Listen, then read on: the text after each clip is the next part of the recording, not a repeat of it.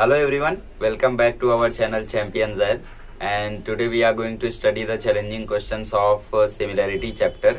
Okay तो आप लोगों के जो भी छोटे मोटे डाउट्स रहते हैं कि कैसे पता चलेगा, ये कैसे होगा, प्रूफ वाले क्वेश्चन में डाउट है, ये क्वेश्चन सॉल्व नहीं होता है, वो कैसे आएगा, ये कैसे आएगा, सबसे पहले मैं वो डाउट्स क्लियर कर देता हूँ, थोड़ा सा प्लान बता देता हूँ कि आखिर ये चैलेंजिंग क्वेश्चन की जो सीरीज है वो कितने वीडियो में रहेगी और इसमें क्या क्या इंक्लूडेड रहेगा। ठीक है, और फिर उसके बाद हम लोग आगे देखते हैं। तो सबसे पहले जो चैलेंजिंग क्वेश्चंस हैं वो मैंने मतलब एनसीईआरटी रीड की, ऐसा नहीं है कि सिर्फ उठाया और फेंक दिया, पूरा रीड करके बता रहा हूँ। जो कोऑर्डिनेट ज्योमेट्री चैप्टर है, अपना जो बोर्ड की बुक है वो मोर देन इनफ है उस चैप्टर के लिए। ठीक है, अगर आप अपने बोर्ड की बुक 2 से 3 बार सॉल्व कर लेते हो कोऑर्डिनेट ज्योमेट्री के लिए तो आपको कोई चैलेंजिंग क्वेश्चन करने की जरूरत नहीं है फॉर 5th चैप्टर।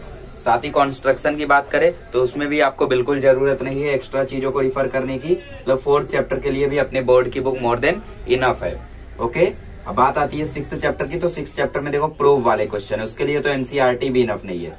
उसके लिए क्या करना होगा, मोर एंड मोर क्वेश्चंस की आपको प्रैक्टिस करनी होगी। ठीक है, 6.1 में सिर्फ प्रूफ वाले ही क्वेश्चंस है। देखो प्रूफ वाले क्वेश्चन काफी खतरनाक होते हैं, जल्दी सॉल्व नहीं होते हैं खतरनाक वाले, इजी वाले तो हम सब कर सकते हैं। ओके, तो इसलिए मैं ट्रिग्नोमेट्री का बनाऊंगा, बट 4th और 5th चैप्टर में आई डोंट थिंक बनाने की जरूरत है, क्योंकि एनसीईआरटी से ही मैं बनाता हूँ। बाकी आप बुक वगैरह है तो उसको खुद सॉल्व करो। ठीक है, क्योंकि मैं बिलीव करता हूँ कि एनसीईआरटी अगर आपने कर लिया ना तो आपको चैलेंजिंग क्वेश्चन में गलती होगी नहीं। तो ये सब देखो 4th और 5th चैप्टर ऐसे हैं जो आप लोग खुद से सॉल्व कर लो सिर्फ बोर्ड की बुक, और वो आपके लिए काफी होगा। कोई भी क्वेश्चन ऐसा नहीं आएगा जो आपको नया नया लगे। ठीक है, नए क्वेश्चन आपको पहले, दूसरे, तीसरे, छठे चैप्टर से दिख सकते हैं, तो इसीलिए 4 वीडियोस आएंगी इस चैलेंजिंग क्वेश्चन की सीरीज में मैथमेटिक्स 2 के।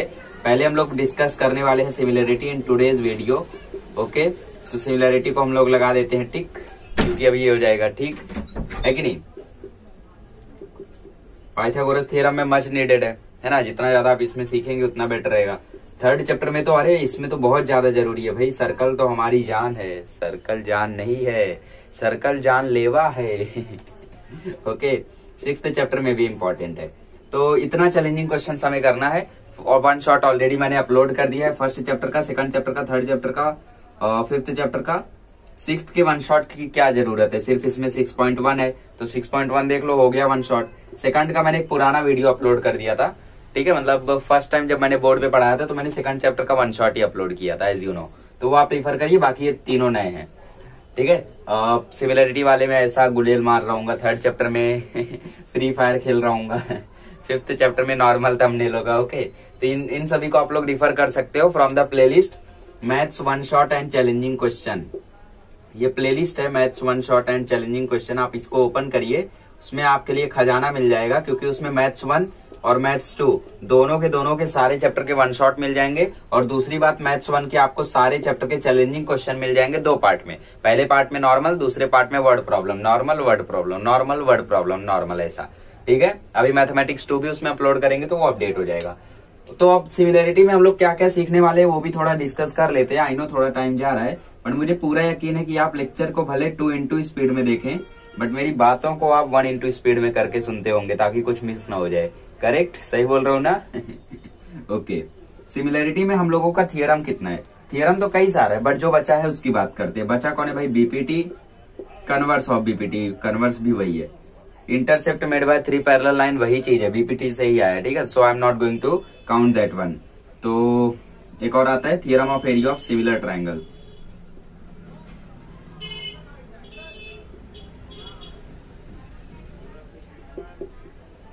और पहले चैप्टर में तो आपको एरिया फाइंड करना है, सो आई डोंट थिंक उसमें कुछ खासा जरूरत है।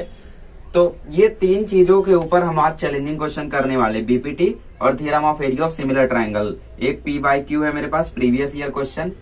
8 चैलेंजिंग क्वेश्चन है, 9 क्वेश्चन है मेरे पास टोटल, सब प्रूफ वाले खतरनाक है, तो उनको हम लोग डिस्कस करेंगे इसमें। और property of angle bisector of a triangle reduced है आइदर, और भी भयानक क्वेश्चन हो जाते हैं हमारे पास। ठीक है, खैर इन सभी चीजों को हम लोग डिस्कस करते हैं। और अब आपकी स्क्रीन पर आएगा फर्स्ट क्वेश्चन।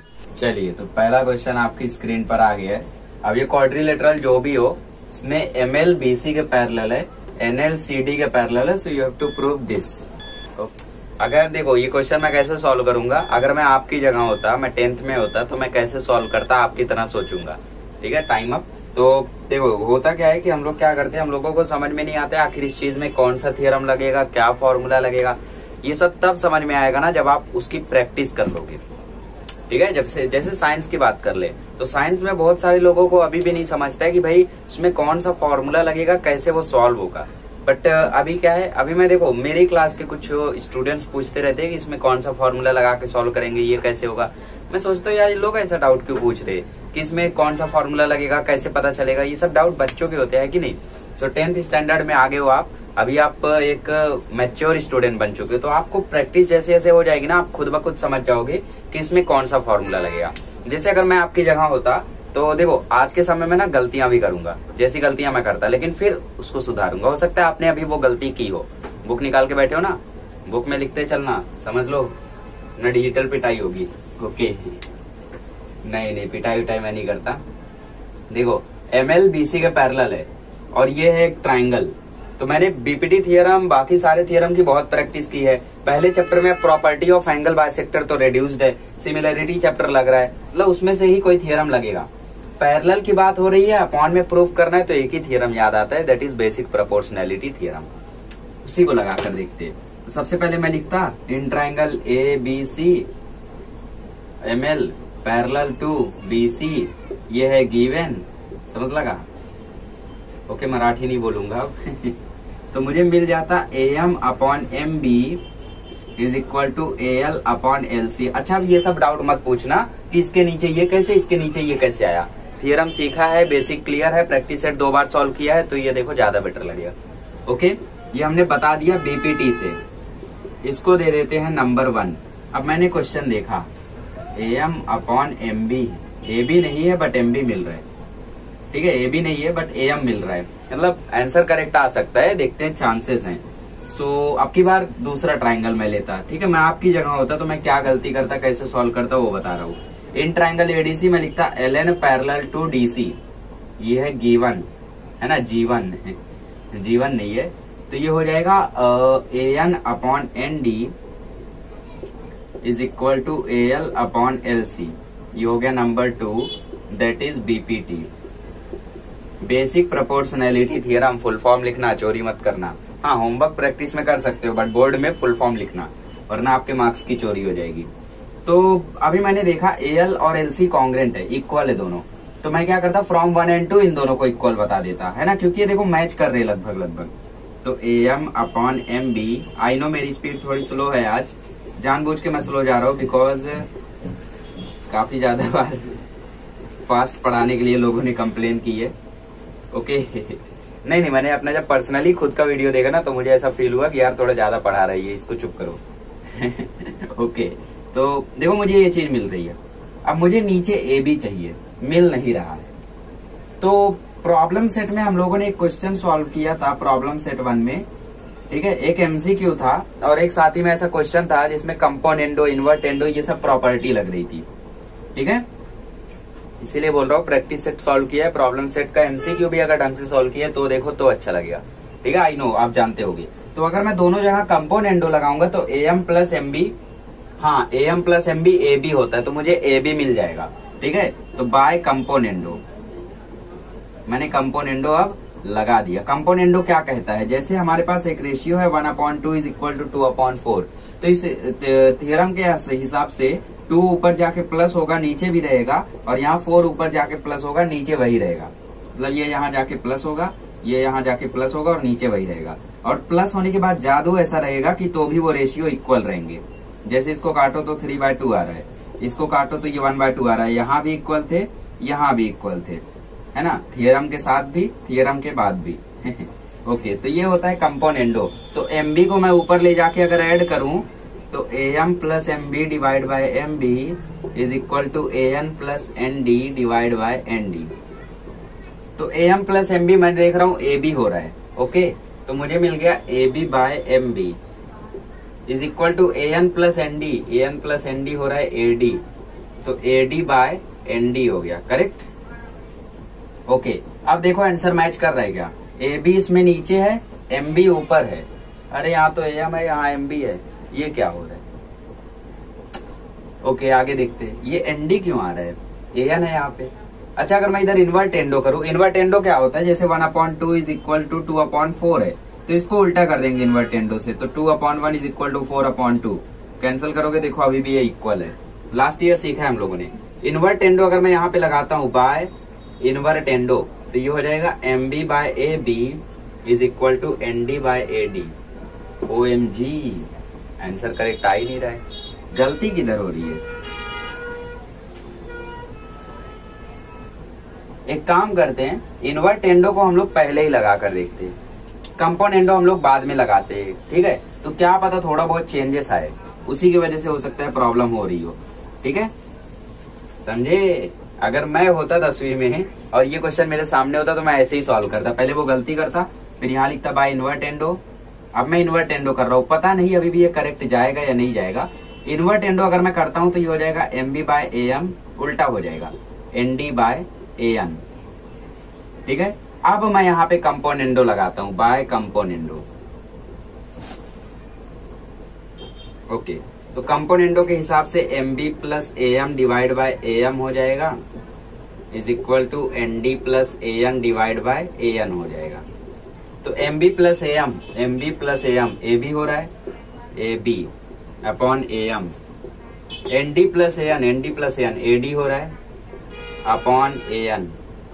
अब आंसर करेक्ट नहीं आ रहा है, लेकिन अगर यहाँ दोबारा से मैं इन्वर्टेंडो करता हूँ, अगर मैं यहाँ पे दोबारा से इन्वर्टेंडो करता हूँ, so I will get correct answer, that is AM by AB AN by AD।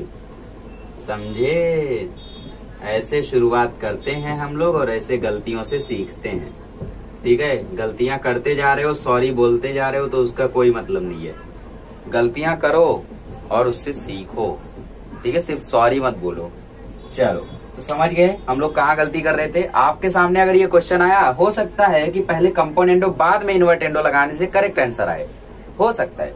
तो आपको दोनों चीजें करनी है, ठीक है। तो जैसे मैंने पहले कंपोनेंडो लगा दिया तो कुछ और आ रहा था, पहले इन्वर्टेंडो लगाया फिर कंपोनेंडो लगा के सॉल्व किया तो करेक्ट आ रहा है, ठीक है। तो प्रूफ वाले क्वेश्चन ऐसे ही आते हैं प्रैक्टिस से, जैसा प्रैक्टिस किया रहोगे वैसा आएगा, ठीक है। चलो नेक्स्ट क्वेश्चन देखते हैं, इसमें काफी समय लग गया। अब मैं गलतियां नहीं करूंगा, फटाफट कराऊंगा गलतियां आप करिए अब और सीखिए उनसे। चलिए ये वाला क्वेश्चन करिए। लास्ट क्वेश्चन जितना हार्ड था उसके सामने तो ये क्वेश्चन आपके लिए केक वॉक रहना चाहिए, है कि नहीं। कांटों से चलकर आए, अभी एकदम बढ़िया सा क्वेश्चन मिला है, सेम थियरम है, हिंट दे देता हूँ, सॉल्व करो। चलो टाइम अप, पॉज करके फिर भी सॉल्व करते रहो, 10 सेकंड खत्म हो जाएंगे। इन पॉज कर दोगे तो वो जब तक नहीं चाहोगे तब तक नहीं खत्म होगा। आई होप आप लिखते चल रहे हो बुक में, ठीक है। अपनी मैथमेटिक्स की बुक निकाल लो और उसमें नोट करते चलो प्लीज। सो के देख रहे हो, देखो कोई बात नहीं, देखो चलो। DE parallel to AC, DF parallel to AE, okay, ये दोनों पैरेलल है, ये दोनों पैरेलल है, ठीक है। प्रूफ क्या करना है, BF अपॉन FE, मतलब BF अपॉन FE, ये देखो ये दोनों, ठीक है। अगर मैं ये ट्रायंगल उठा लू छोटा सा, ये DF BE, ठीक है, इसमें BF अपॉन FE चाहिए और फिर BE अपॉन EC चाहिए, मतलब पूरा चाहिए फिर, ठीक है, BE अपॉन EC चाहिए। तो ये देखें हम लोग तो फिर से BPT जैसा ही लग रहा है। तो सबसे पहले ट्रायंगल उठाते हैं, कौन सा, देखो DE parallel to AC, DE parallel to AC, ठीक है, पूरे ट्रायंगल की बात हो रही है तो पूरा ट्रायंगल उठा लेते हैं। In triangle ABC, DE parallel to AC, dot dot dot dot करके लिख दो G1 ओके, गिवन। तो AD upon DB will be equal to BE upon EC, समझ रहे हो ना। वेट अ मिनट, DE, हाँ ठीक है। देखो ये इसके पैरेलल था, ये इसके, तो मतलब AD अपॉन DB बनेगा, BE अपॉन EC बनेगा। वरना कुछ लोग सोचेंगे BF अपॉन BC क्यों नहीं बन सकता है, because DE parallel to AC है। DF पैरेलल अगर होता तो ये ऐसा बनता, बट DE पैरेलल है, ठीक है। तो इतना इतना इतना इतना ऐसा, ओके। तो इसको दे देते हैं equation 1, that is BPT। Next DF parallel to AE है, मतलब ये और ये, तो हम लोग ट्रायंगल ABE उठा लेते हैं। In triangle ABE, DF parallel to AE यहां लिख दो गिवन। अब देखो भाई, इसमें ABE में AD upon DB is equal to B F upon F E. हो गया, क्वेश्चन खत्म है, क्वेश्चन खत्म है। देखो एडी डीबी इक्वल आ गया तो मतलब बीई अपॉन ईसी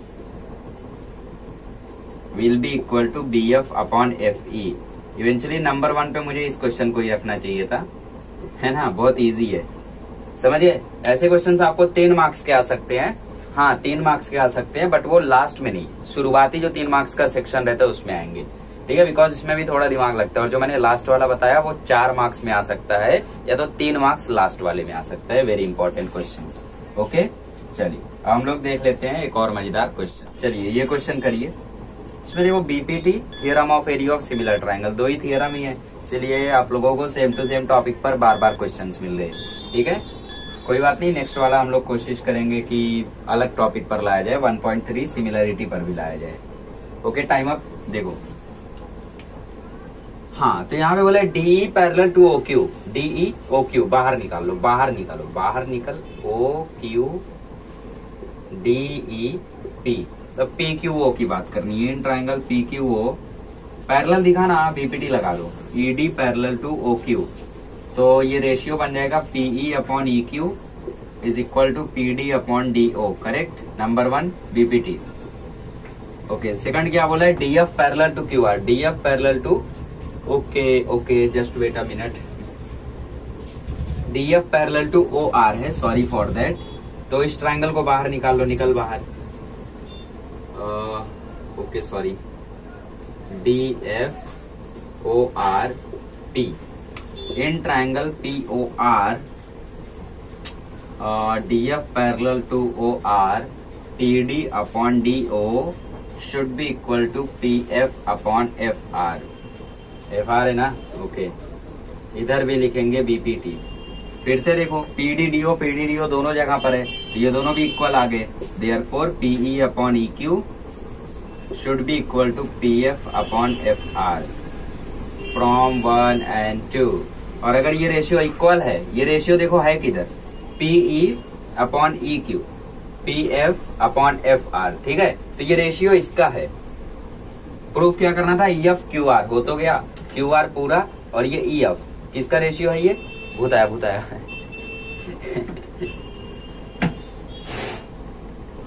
कुछ प्रॉब्लम होगी guys, I hope you can understand. Okay, तो E F parallel to Q R हो जाएगा, ठीक है। इसी सम के बाद मैं चेक करता हूँ what is happening by converse of BPT.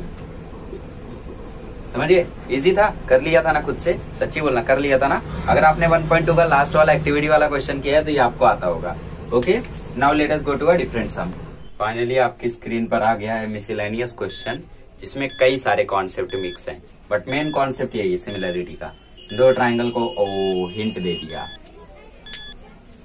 Time up. चलो देखो, यहाँ पे बोला एक लड़की है जो 90 सेंटीमीटर लंबी है, ठीक है 90 सेंटीमीटर, आई डोंट नो कितना मीटर, 0.9 मीटर होता है, ठीक है। 90 सेंटीमीटर बहुत होता है, फिर भी 5वीं 6वीं में पड़ती है, खैर उससे हमें मतलब नहीं है। एक लैंप पोस्ट है, तो लैंप पोस्ट को मैं ऐसा ड्रॉ कर लेता हूँ। यहाँ पे लाइट जल रही है मस्त वाली, पूरे एरिया में उजाला हो रहा है, और वो लड़की 1.2 मीटर पर सेकंड से चल रही है। अगर लैंप 3.6 मीटर बड़ा है, 3.6 मीटर बड़ा है, उसकी हाइट है, ठीक है, और लड़की 1.2 मीटर पर सेकंड स्पीड से चल रही है। लैंप को पहले हम लोग दिखा देते हैं ए बी से। तो लड़की 4 सेकंड में उसकी जो शेडो होगी, अच्छा लैंप की लाइट यहां से आ रही है, तो सपोज लड़की यहां खड़ी है, तो शेडो आगे बनेगी, है कि नहीं, आगे बनेगी ना। तो 4 सेकंड बाद हमें पहले पता करना होगा वो 4 सेकंड में कितना चली, ठीक है। तो डिस्टेंस का फॉर्मूला होता है speed into time. Okay, distance का फॉर्मूला होता है स्पीड इंटू टाइम, क्योंकि स्पीड का फॉर्मूला होता है डिस्टेंस अपॉन टाइम। क्या रीजन है 1.2 into 4, answer will be 4.8 metre. Okay, तो वो 4.8 मीटर हम लोग यहाँ ले लेते हैं, तो डिस्टेंस को मान लेते हैं BD। तो वो लड़की इतना दूर चलकर आई, यहाँ पर वो लड़की खड़ी है,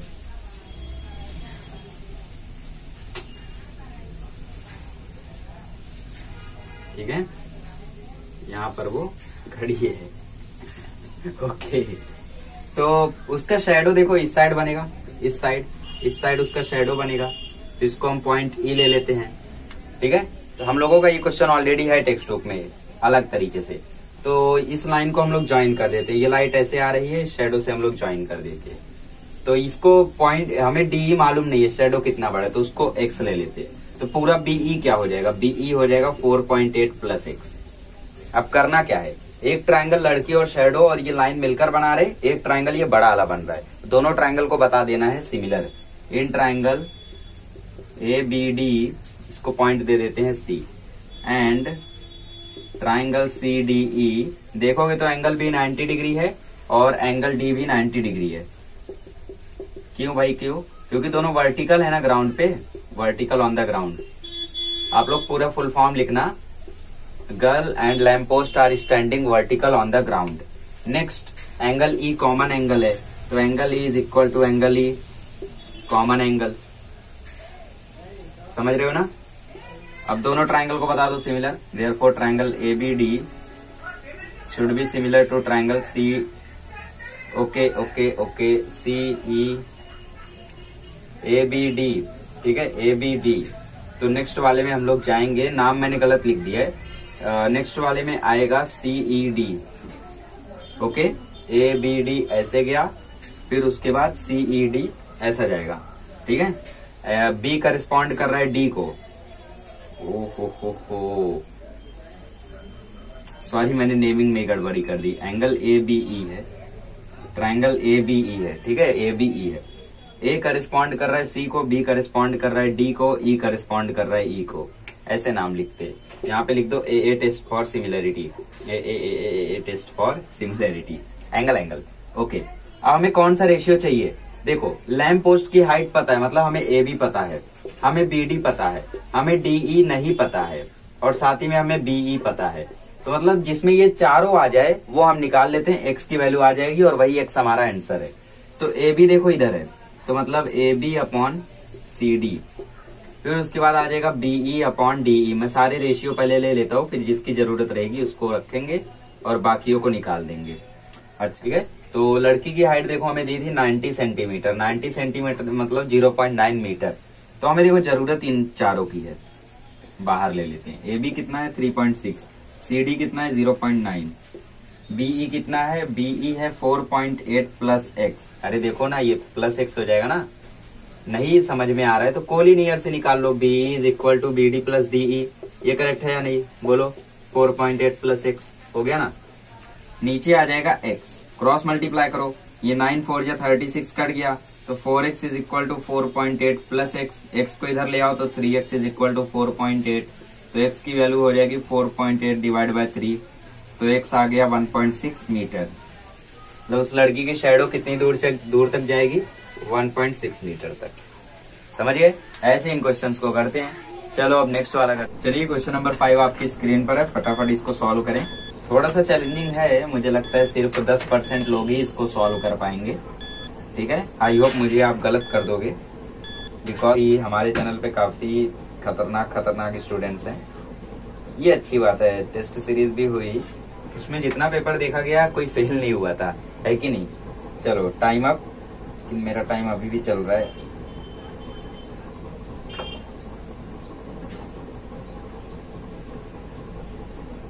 ओके, बाकी चीजें सम करने के बाद देखो, इसमें बोला ट्रायंगल एबीसी सिमिलर है ट्रायंगल पीक्यूआर के, तो प्रूफ करो एएमसी जो है वो पीएनआर के इक्वल है। ये पी है और ये आर है, तो पीएनआर के इक्वल है, ऐसा हमें प्रूफ करना है। ओके, तो सबसे पहले हम लोग ट्रायंगल एबीसी का यूज करते हैं। ट्रायंगल एबीसी सिमिलर है ट्रायंगल पीक्यूआर के, ठीक है, गिवन ओवन लिख लेना। तो मतलब एंगल ए इक्वल रहेगा एंगल आर के, Q by Q C A S T. एक चीज मिल गई, देखो ए और आर है ना, ए और आर इक्वल आ गए। अब क्या इक्वल लाना है भाई, अब आपको क्या इक्वल चाहिए, एबीसी और पीक्यूआर हो गया, और कोई एंगल इक्वल मिल रहा है क्या, सी और आर नहीं, और कोई इक्वल नहीं है, ठीक है। सॉरी यहाँ पे पी आएगा, वही मैं सोच रहा हूँ। ए पी करस्पॉन्डिंग रहता है ना, ऐसा थोड़ी ना होता है यहाँ का पहला यहाँ का आखिरी, यहाँ का पहला यहाँ का पहला यहाँ का पहला यहाँ का पहला। तो एपी मैच कर रहा था तो पहले वो मिल गया। अब इसके बाद क्या करेंगे, इसके बाद हम रेशियो निकालते हैं इसका। तो रेशियो आ जाएगा A B upon P Q is equal to B C upon Q R is equal to A C upon P R. ये क्या है, ये है CSST, corresponding side of similar triangle, ठीक है। हाँ, अब बोला है CM और PN मीडियन है। मीडियन क्या होता है मुझे भी नहीं पता। देखो मीडियन वो होता है जो वर्टेक्स से सेगमेंट उसकी आती है और वो सामने वाली साइड को दो इक्वल पार्ट में डिवाइड करती है। वर्टेक्स से वो सेगमेंट जो सामने वाली साइड को दो इक्वल पार्ट में डिवाइड करे उसको बोलते हैं मीडियन। तो अगर ये दो इक्वल पार्ट में डिवाइड है तो पॉइंट M क्या हो जाएगा, मिड पॉइंट। पॉइंट N क्या हो जाएगा, मिड पॉइंट। तो इसका मतलब जो AB है उसको मैं लिख सकता हूँ 2AM और जो PQ है उसको मैं लिख सकता हूँ 2PN, है कि नहीं। तो AB की जगह मैं पुट कर देता हूँ 2AM, PQ की जगह पुट कर देता हूँ 2AN is equal to BC upon QR is equal to AC upon PR, ठीक है। अब 2 कट गया, इसको निकाल दो बाय टेकिंग पहले और थर्ड वाले को ले लो। तो AM upon AN is equal to AC upon PR, ठीक है। ओके, रीजन नहीं देना है। अब देखो AM PN आखिरी रेशियो AC PR, मतलब साइड का दो रेशियो इक्वल मिल गया और एक एंगल इक्वल मिल गया। इसको दे दो 1, इसको दे दो 2, अब हो गया ना। और क्या चाहिए, triangle AMC similar to triangle PNR, यहाँ लिख दो फ्रॉम 1 and 2, है कि नहीं। दो साइड और एक एंगल इक्वल मिल गया तो SAS टेस्ट से ये हम लोगों के सिमिलर हो गए। इजी था कि नहीं। चलो इसको कर लो, फिर करते हैं नेक्स्ट वाला। चलिए, तो ये क्वेश्चन मैंने बनाया है, ये आपको किसी बुक कहीं पे नहीं मिलेगा, ठीक है। आई होप आप इसको कर सकेंगे बिकॉज काफी इजी है, उतना ज्यादा हार्ड नहीं रखा है मैंने। अगले लेक्चर में हम लोग पाइथागोरस के चैलेंजिंग क्वेश्चंस करेंगे, इसके बाद हम लोग एक प्रीवियस ईयर क्वेश्चन कर लेंगे बस, ठीक है। बाकी आप लोग जानते हो। Time up. देखो यहाँ पे ट्राइंगल ABC में ये 45 है तो ये भी 45 हो जाएगा, है कि नहीं। एंगल A 45 डिग्री है, एंगल B 90 डिग्री है, तो एंगल C भी 45 डिग्री हो जाएगा। तो अगर हम लोग ध्यान से देखें तो ट्राइंगल ABC हम लोगों का 45 45 45 90 डिग्री है, ठीक है। 3 बार नहीं होता है, 2 ही बार होता है। क्यों 2 ही बार होता है, क्योंकि एक बार 90, ट्राइंगल में 3 ही एंगल होता है ना, इसीलिए। चलो, तो साइड अपोजिट टू 45 डिग्री का हम लोग एक फॉर्मूला जानते हैं। क्या होता है फॉर्मूला होता है 1/√2 इंटू हाइपो। हाइपो कितना है भाई, हाइपो है 32। रेशनलाइज कर दो, 32/√2 को अगर रेशनलाइज करोगे तो वैल्यू आ जाएगी 16√2। तो ये हमें मिल गया AB is equal to BC is equal to 16√2, correct. ये हमें आंसर मिल गया। ओके, अब हमें AB BC मिल गया 16√2, तो लिख लेते हैं 16√2। अब रेशियो निकालने की कोशिश करते हैं। AB का रेशियो निकालते हैं PQ के साथ, तो AB by PQ will be equal to 16√2 by 8√2। √2 cut गया, 8 2 या 16, 2 आ जाएगा। फिर BC अपॉन QR। BC तो हम लोगों का 16√2 है और QR हमें नहीं मालूम है। एक और रेशियो, तो AC अपॉन PR जब मैंने किया तो AC था 32, PR था 16, तो वैल्यू फिर से आ गई 2। ये 2 है, ये 2 है, अगर किसी तरीके से ये भी 2 हो जाए तो हम लोगों का काम हो जाएगा। बट इसको करने के लिए क्या करना होगा, हमें QR फाइंड करना होगा। अब QR कैसे मिलेगा, चलिए आगे करते हैं। तो किसी तरीके से मुझे इसको 8√2 बनाना होगा। 8√2, अच्छा ये कितना है 16√2। हमें कितना चाहिए, देखो हम लोगों ने सबसे पहला रेशियो निकाला AB अपॉन PQ का, तो AB था 16√2, PQ था 8√2, हमें वैल्यू मिल गई 2। फिर हमने रेशियो निकाला AC बाय PR का, तो AC था 32, PR था 16, हमें वैल्यू मिल गई 2। अब हमें निकालना है QR को और BC को, करेक्ट। तो QR तो हमें मालूम नहीं है, बट सॉरी उल्टा मैंने लिख दिया, ठीक है। BC और QR निकालना है, तो BC तो हमें मालूम है 16√2, बट QR मुझे नहीं मालूम है। अच्छा, ये 2 आ रहा है, ये 2 आ रहा है, हमें ये प्रूफ करना है। प्रूफ करना मतलब क्या, मतलब वो है, तुम करके दिखाओ। जैसे एवरीथिंग इज पॉसिबल, बस तुम्हें उसे करके दिखाना है। यू कैन स्कोर 90, तुम कर सकते हो, you can prove yourself, but you are not, ठीक है। तो प्रूव योर सेल्फ, मैंने एक मोटिवेशनल वीडियो भी बनाया था इस पे, खैर इसको देखो अभी। तो ये प्रूफ करना है हम लोगों को, कहाँ से कहाँ चले गए थे। ये प्रूफ करने के लिए मतलब वो है बट करके दिखाना है। तो मतलब यहाँ पे 8√2 होना ही होना है, QR की जगह 8√2 होना ही होना है, तभी तो ये 2 होगा। और कोई चांस है क्या 2 होने का? नो चांस, और कोई चांस ही नहीं है। तो क्या करें, लिख दें? नहीं, यू हैव टू प्रूव। तुम सही हो बट तुम्हें प्रूव करना होगा, समझे? तो मतलब मुझे क्यू आर किसी तरीके से 8√2 निकालना होगा। तो अगर क्यू आर 8√2 हुआ और ये तो आइसोसेलेस ट्राइंगल बन गया, मतलब दो साइड इक्वल। दो साइड कब इक्वल होती हैं? जब दो साइड सेम होती है। सॉरी, आइसोसेलेस ट्राइंगल कब होता है? जब दो साइड सेम होती है। तो ये दोनों 8√2 हो गया, तो मतलब ये ट्राइंगल आइसोसेलेस है। ठीक है, तो फिर दूसरा भी तरीका है। दूसरा तरीका क्या है? Side opposite to 45 degree is equal to 1/√2 into hypotenuse. हम लोग मान लेते हैं कि ये जो थीटा है ये हम लोगों का 45 डिग्री के सामने साइड, ठीक है, ये थीटा जो है ये हम लोग अज्यूम कर रहे हैं कि ये 45 हो सकता है। तो इसको मैं ले लेता हूँ, थीटा के सामने वाला हो गया PQ, ये हो गया 1/√2, ये हो गया हाइपोटेनस 16। तो 16/√2 इसको रेशनलाइज कर लो, कितना आ गया? आ जाएगा 8√2, है ना। तो साइड अपोजिट टू 45 डिग्री 8√2 होता है। असली वैल्यू क्या है? 8√2 है। तो इसका मतलब ये थीटा क्या हो जाएगा? ये थीटा हो जाएगा 45 डिग्री। समझ गए? नहीं समझे? देखो, साइड अपोजिट टू 45 डिग्री कब काम करेगा? जब सामने की वैल्यू फॉर्मूले से 1/√2 इंटू हाइपो किया, देखो 8√2 आया। असली में कितना था? 8√2 था। तो ये क्यों आया? क्योंकि 8√2 है और थीटा कितना? 45 डिग्री है। तो थीटा हम लोगों का 45 डिग्री हो चुका है। अब अगर थीटा 45 डिग्री हो गया तो फिर क्या जरूरत है कुछ और करने की? हमें देखो दो रेशियो इक्वल मिले हैं, है ना। AB/PQ is equal to AC/PR हमें इक्वल मिला है।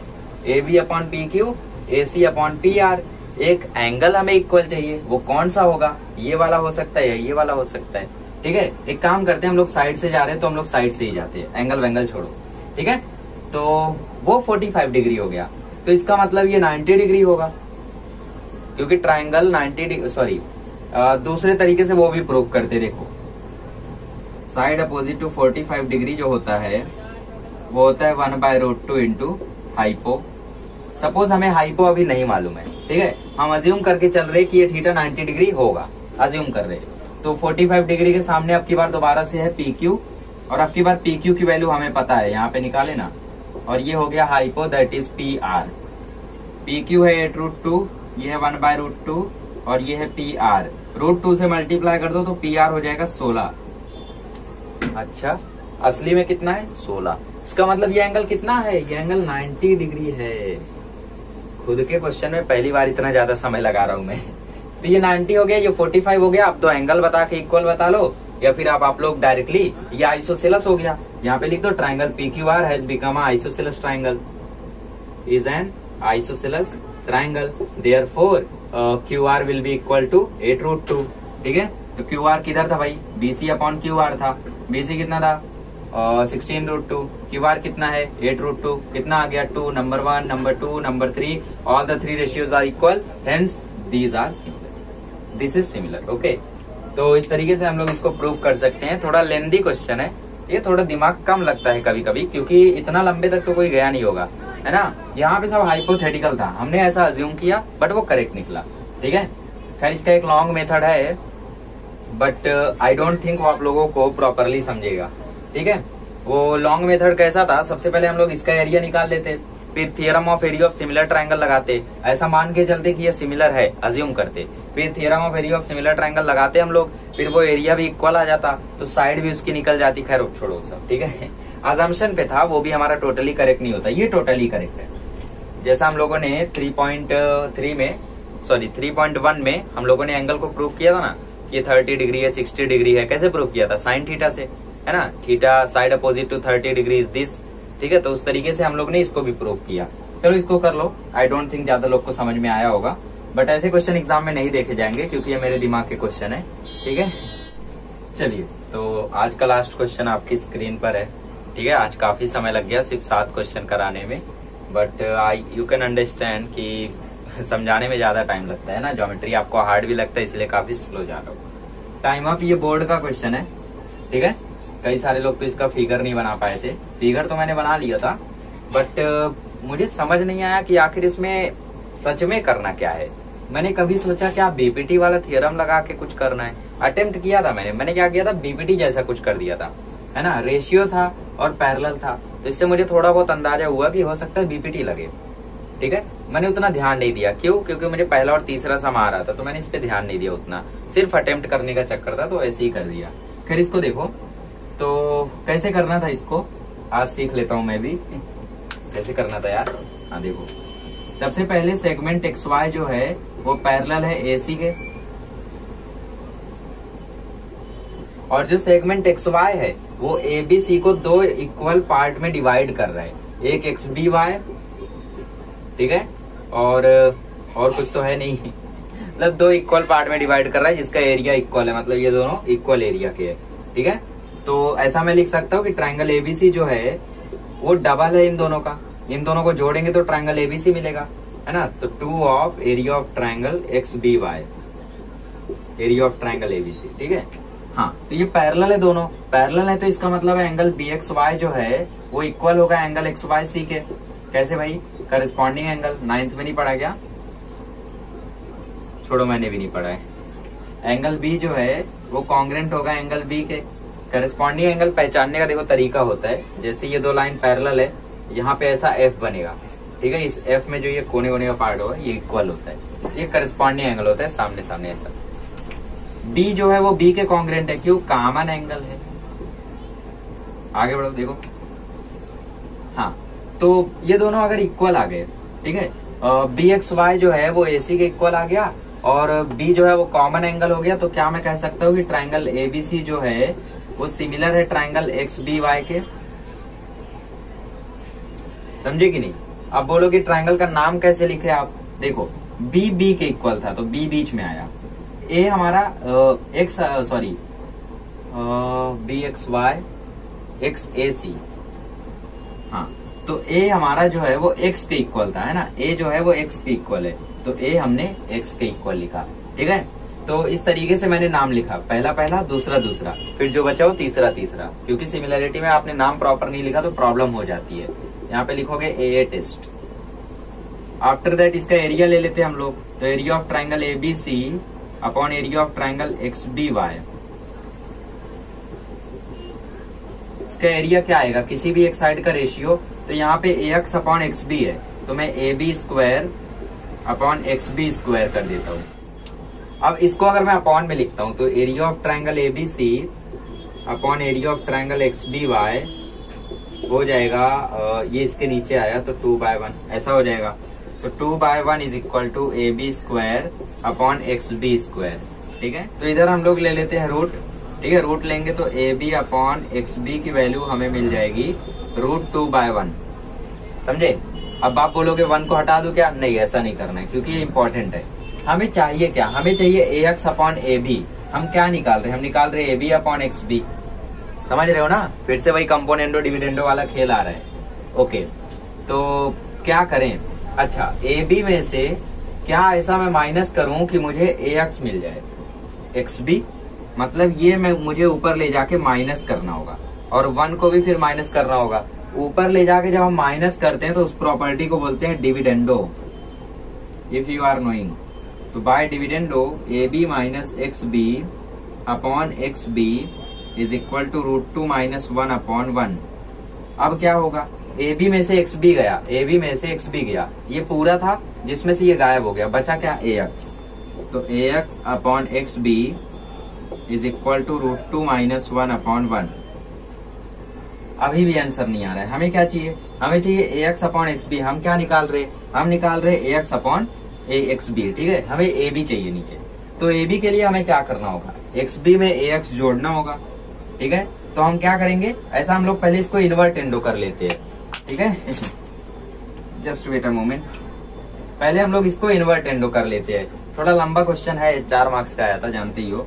तो इन्वर्टेंडो करेंगे तो ये हो जाएगा X B upon A x is equal to √2 - 1/1। Okay sorry, 1/√2 - 1, ठीक है। अब यहाँ √2 नहीं जम रहा है तो इसको रेशनलाइज कर लेंगे, तो x B upon A x is equal to √2 + 1 divide by 1। Rationalise किया है मैंने, ठीक है। √2 + 1 से ऊपर नीचे मल्टीप्लाई किया, अब समझ लेना कैसे आ गया।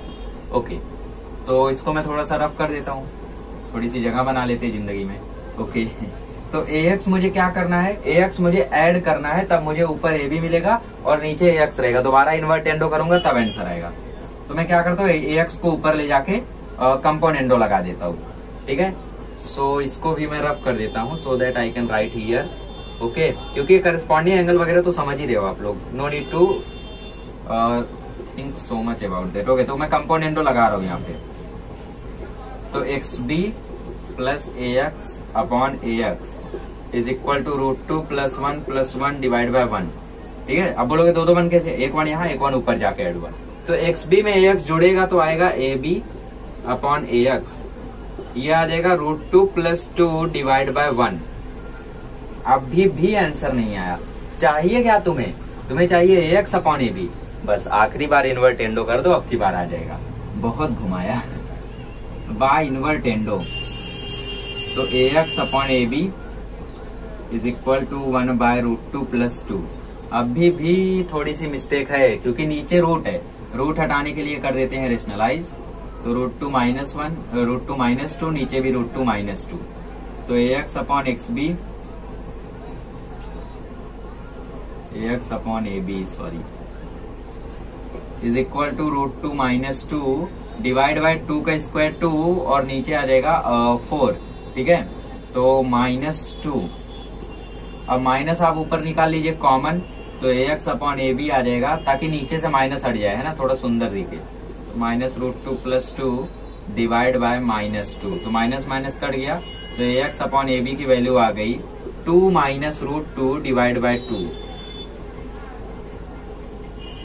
ठीक है, अब बहुत सारे बच्चे कंफ्यूज होंगे, क्योंकि उनको कंपोनेंडो, डिविडेंडो, इन्वर्टेंडो, अल्टरनेंडो कुछ मालूम ही नहीं है, तो भाई लास्ट ईयर की बुक उठाना या किसी जूनियर से कांटेक्ट करना, एक काम करना, थोड़ा सा ऐसा ही वहां फिर आके पूछना कि और पढ़ाई कैसी चल रही है, 4.3 बहुत इंपॉर्टेंट है, अगले साल भी आएगा, तेको मालूम है क्या उसके बारे में।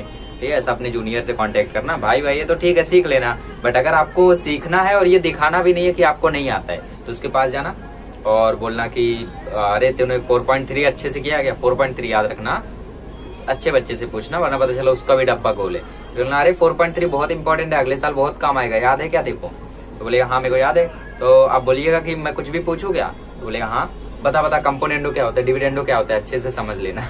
ठीक है, तो मैं बता देता हूँ, देखो क्या क्या हुआ यहाँ पे। सबसे पहले हम लोगों ने ट्राइंगल को सिमिलर बताया, ये दोनों ट्राइंगल सिमिलर बता के हम लोगों ने ये रेशियो निकाला, 2 इक्वल पार्ट में डिवाइड हो रहा था, 2 इक्वल एरिया में डिवाइड हो रहा था, तो ऐसा बन रहा था, तो इसको मैंने रेशियो में लिख लिया।